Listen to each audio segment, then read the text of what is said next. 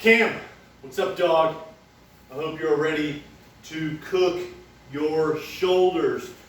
I believe that you and I have done this exercise in the past. We have never done it with the band.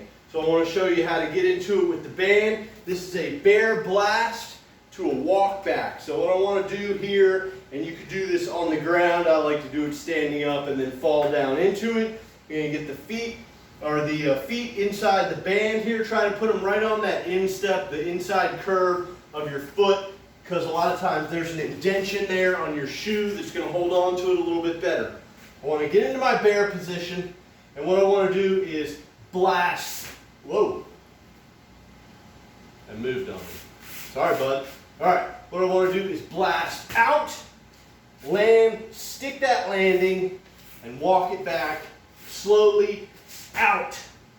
Walk it back, stick it back slowly. What we're doing there is keeping time under tension on the quads, kind of warming everything up. You're going to have to lock that belly in on the landing so that you're not swaying and sagging, hurting your back. So you've really got to lock that in on the landing. And of course the shoulders are going to have to work to get that band out there. From there, we're going to go directly into a bear squat. This workout is very bear heavy. Our bear squats, remember, we go from our bear position, wrists below shoulders, knees below hips, get engaged, press the toes down into the ground, squeeze the belly, dip the chin so we get up into a pike. Get several of these. You do this for time, or you can do it for a pretty high number of reps, and you will start to feel it in the quads. Also, we're stabilizing with the shoulders, so you're going to feel plenty of work there in your shoulders as they just hold your upper body up and stable. After that, and this is why I can't really give you a recommendation for time intervals, because this next cycle is pretty long. What we're going to do is we're going to do bear 5 taps, followed by plank 6 taps, followed by some plank up downs. And this is almost something that you should do to failure. So the way it starts, we do our bear 5 taps. Remember, the 5 taps are hands, elbows, shoulders. You're going to touch your hips or stomach, and then you're going to get your thighs. So we do our bear 5 taps. Remember, hands, elbows, shoulders on each side, hip and thigh. From there, I want you to walk it out into your plank, and we're going to do a plank 6 tap. The plank 6 tap is hand on each side, elbow on each side, shoulder on each side, again with the stomach or hip on each side. Then we're going to need to pike up a little bit to get to the knees, and then we're going to have to really squeeze, reach, and control to get down to the feet. If you can't reach your feet, that's fine. Reach for them. Really get the hips up in the air, squeeze the belly, and push down with that off hand. From there, from the plank 6 tap, you're going to go directly into these plank up downs, where we go from an elbow to a raised plank. I know you've heard me say before that I want to see you rotate the direction that you take those, down on the right, up on the right, down on the left, up on the right, so on and so forth, just to keep it varied, keep it a little interesting, and because it's my own personal OCD when it comes to balance. After that, we're going directly to a bear blast and pushback. Now these are going to be tough for you, so I want to show you how to do it, and then I want to show you how to scale it. So maybe if you're shooting for 8 to 10 of them, you can do 4 or 5, and then I'll show you how to scale it so you can get half of the exercise in for the remainder of your reps. So a bear blast to pushback, and you're going to love this one, I think. We're going to go from our bear position. I want to blast out, absorb, and push back. Out, absorb, and push back. So that is the bear blast with the pushback.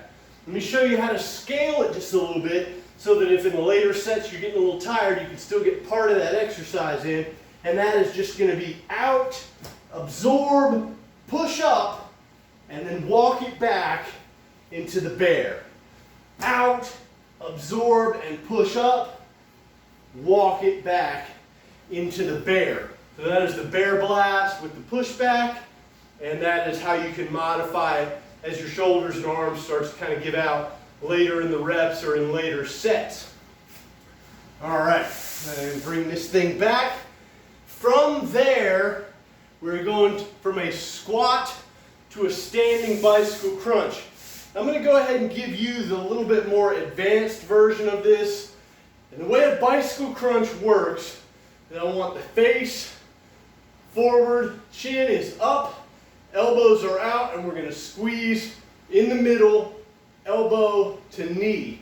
Now the way that we're going to combine the squat is I want you to switch each side on each squat. So what you should be doing is lifting up the last maybe quarter, third, even half of the squat on one leg. So that what it looks like is this. We're going to go down, I'm going to come up, and as I come up, I'm already driving that knee, squeezing that elbow. My chin is still up and looking forward, and I'm doing maybe a quarter or a third of a one-legged squat on the way up, and then squeezing the core. So big balance, a little bit of power, and a little bit of unilateral squat movement. After that, I want you to go to a skater hop. If you're doing it inside, you can just go back and forth. Okay, I want you to really focus on sticking the landing with balance and control. If you can't balance or control on that landing, bring it in just a little bit until your body figures out how to absorb that momentum and keep the balance. If you're doing it outside, there's nothing wrong with going like 45 degrees so that you kind of are zigzagging back and forth and forward a little bit. And you're really just looking for about 8 to 10 of these, either way you do it, whether you go side to side, because I do want you to try and jump as far as you can while sticking that landing, absorbing that impact, and maintaining control. If you have to bring the foot down to catch your balance, that's great, but the goal is land on one foot and take off of that foot so that we land on the other. We really want to absorb the impact of that jump on one leg, working on the leg strength. Now from there, what we're going to go to is a drop-in lunge jump.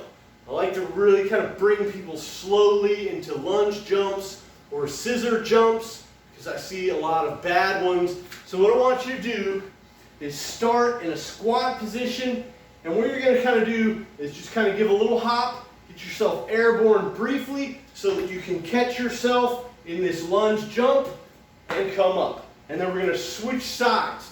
Now as you get a little bit better at it, you can move a little bit faster. We're going to start out like this. So we're going to hop, land, the knee doesn't touch the ground, I've got control, and I'm up, down, up. As I start to get a little bit better at it, I can go a little bit faster, but I still want to make sure that I come back to balance and give a little hop. We will eventually progress until we're doing those lunge jumps, but I see so many bad ones out there and people really struggling to maintain their balance and control the landing that I really like to progress people into that. So there you are. It is only 6 or 7 exercises. I'm going to put them down in the description and in the email to you. It's going to be tough for you to really stick to a time interval because that one bear 5-tap, plank 6-tap, and plank up down is going to be a long cycle that doesn't fit into a 30 on 30 off or whatever you were thinking about using. And like I say, I just about do that one to failure probably. So I hope you like it. I hope it cooks your shoulders. I hope it gets you good and sweaty. Have yourself a beer and get a good night's sleep. Tear it up.